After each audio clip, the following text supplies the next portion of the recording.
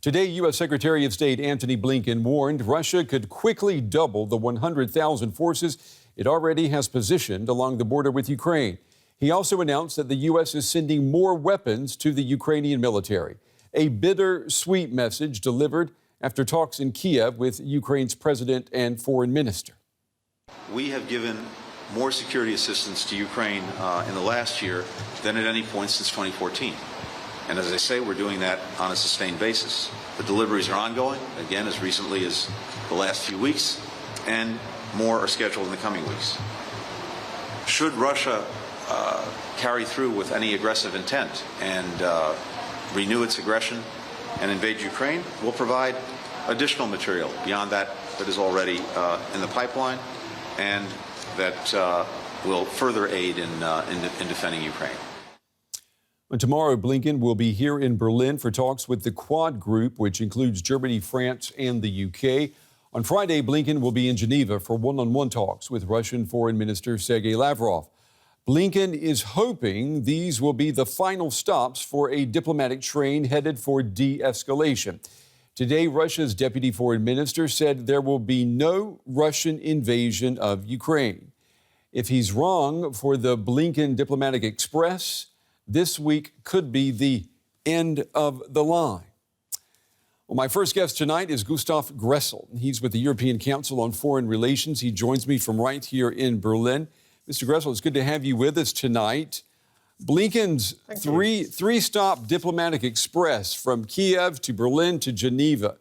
Is he headed for de-escalation, or will it be a Russian invasion of Ukraine at the end of the line? Well, that's very hard to tell. So the other signals coming out of Moscow is that they have little interest in talks. They have little interest in any kind of solution that does not represent their full vision or their full demands, which is a very discouraging sign. If you were actually honestly interested in talks and negotiations, you basically have to accept that you'll never get through with whatever you want. So I'm still skeptic about the total outcome. Of course, the cost for this is mounting, and the cost calculations that Russia went into the sort of escalation game, which is going on for more than a month, has changed, with the Europeans being a bit more sober about the prospect of sanctions, and the Americans and other European countries also coming forward with military support. That in combination might persuade the Russians to try and seek an off-ramp, but it's still very hard to say, and I think further clear messages would be necessary. And I know it's very easy to be skeptical about Russia actually wanting to de-escalate, but I want you to take a listen to what the Russian deputy foreign minister said today when he was asked about the threat of a Russian invasion of Ukraine. I do believe that there is no risk of a larger scale war to start to unfold in Europe or elsewhere. We do not want and will not take any action of aggressive character. We will not attack, strike, invade, quote unquote, whatever, Ukraine. Mr. Gressel, isn't that wonderful? I mean, should we take him at his word that there will be no Russian invasion of Ukraine? Well, all these soldiers camping in the woods around Ukraine must just be environmentalists enjoying the countryside, I guess. The problem is, the problem actually for Blinken is, as he said, he rules out invasion, aggression. We will probably, if that happens, we will probably see the fabrication of a pretext. There were, of course, attempts of this in the past to do so. And then sort of Russia will find a pretext to, quote unquote, make or resort to defensive action in the Donbass or whatever, and protect the citizens. And that sort of will be the game. The problem, of course, for Blinken in this is, and he has sorted that there are actually, short of invasion, there are many possibilities Russia can use the military strength for escalative scenarios short of full-scale war and invasion, like a pure air war, like a limited escalation from the so-called separatist territories, which of course aren't led and trained by Russia, but sort of in the official narrative are not official Russian troops. That would make a reaction from the Western side and the unity of the Western side that exists probably for the case of a total invasion more difficult, because then the fishy discussions will start. Well, is this really a Russian invasion, or was this really defensive, or wasn't it, etc. And here, sort of, this brings us back to Blinken's travel to Europe. All these scenarios will be talked through. They have been talked through with Ukraine. They will be talked through now with European leaders to not only sort of state what we're going to do if Russia fully invades Ukraine, but also to be ready and firm for all different kind of mercy scenarios that might happen and unfold in the upcoming weeks. Let me ask you about these upcoming talks tomorrow here in Berlin, the Quad Group. I mean, we've got Blinken coming to Berlin. He's going to talk with his UK counterparts, German counterparts, French counterparts. We've got, though, the reality. The U.S. is the power broker here. Russia only wants to talk with the U.S., and yet we're talking about European security. So why does it feel like the Europeans are always punching below their weight in this crisis? Well, that's very easy. I mean, first of all, they are not a nuclear power, and for Russia, the status of nuclear power is decisive. And yes, UK and France have smaller nuclear arsenals, but the British one is basically attached to the US one, and the French explicitly cite that as a means for national defense, not for defense of NATO alliance as such. So for the bigger European security question, the big nuclear power is the US. Then there are sort of the predominant military power, and although there are folks like me who continue to tell the Europeans that in Russian mindset and viewpoint, military power is the decisive factor, up until now, the Europeans were happy to ignore that. But there is sort of one thing actually where Europe really matters, and that, of course, is the whole topic of economic sanctions, because Russian-European economic ties, especially in the energy sector, are much tighter than American. Let me ask you about that, Mr. Gressel. Let me ask you about that. You know, in the past 48 hours, Germany has leaned out of the window here a lot in favor of possibly killing the Nord Stream 2 natural gas pipeline that links Russia to Germany, killing it in the event of a Russian attack on Ukraine. Yep. Is this the right approach? I mean, why not kill it now to prevent a Russian invasion? Exactly. The problem is here, of course, Germany starts to, or the Social Democrats, the Greens have been stating that for quite a long time, start to realize actually what Nord Stream 2 means in terms of security. This has been sort of, the large parts of Berlin have been living in a state of denial on this. Because of Nord Stream 2, if it becomes operational, Russia will not be dependent on the existence of other transit states to export gas to Europe.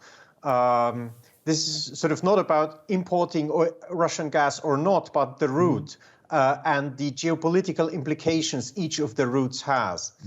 And sort of by the prospect of Nord Stream 2 becoming operational, basically made it possible that the most important areas were the gas nodes, the most important gas nodes of the Ukrainian transportation network. That's not just one pipeline, it's a network of pipelines, is now the staging area of the first Guards tank army. And that is what everybody predicted. Dear Germans, you know, the Russians will boil up the military temperature if you do this pipeline. The problem is, of course, no politicians really likes to go to the public and say, look, guys, I have been horribly wrong, and my policies were stupid. That politicians don't do that. Once they come to the idea that actually what they have done is not the best thing, they sort of start to find ways to silently track back on that. And that is basically the long silence and then sort of the awkward discussions within Berlin. This is part of this process. So, oh my God, what have we done? How do we get out of that? And here, of course, the previous agreement with Merkel-Biden provides sort of the framework to do that. Yeah, it's a good point. It's almost as if Germany is trying to de-Merkelize its Russia policy right now. Let me ask you, before we run out of time, we are almost at the end of 2 weeks of high-level, high-stake talks between the West and Russia. A lot of talking here. Blinken is promising even more talks, and yet nothing has really changed, has it? No, unfortunately not. The problem is talking alone will not solve this. Talking alone will not preserve peace in Europe. Talking can only be effective if it's backed up by credible force and by credible deterrence. Over the past 48 hours, especially the Europeans have made good efforts to credibly back the United States, especially here the Germans. And that might change things in combination with diplomacy. If the Russians perceive that the West will just watch this on TV while Ukraine falls and perceive the West and the Americans being disinterested in Europe and the Europeans divided, then they will go for the prey. And it's sort of up to this process now, the travel diplomacy, the statements, the threat of sanctions, the weapon supply, to really convince the Russians that this will not be a TV show, this is serious. And we will be watching this to find out if you are right, Mr. Gressel. Will it be a TV show war? Gustav Gressel with the European Council on Foreign Relations. We appreciate your time and your insights. Please come back. There's plenty to talk about next time. Thank you. Thank you very much. I will. Today, Antony Blinken was in Kiev, where he urged Western countries to remain united in the face of what he called relentless Russian aggression. During a visit to Kiev for talks with Ukrainian President Volodymyr Zelensky, Blinken also accused Moscow of trying to undermine Ukraine's democracy and society. He says that Washington is committed to protecting Ukraine by de-escalating tensions with Moscow. Blinken will be here in Berlin tomorrow for talks with his German, British, and French counterparts. Although the ultimate goal is peace, not war, Blinken warned Russia again today that any aggression in Ukraine will come at a high cost. That's why President Biden asked me to come here, to underscore our steadfast commitment to Ukraine's sovereignty and territorial integrity.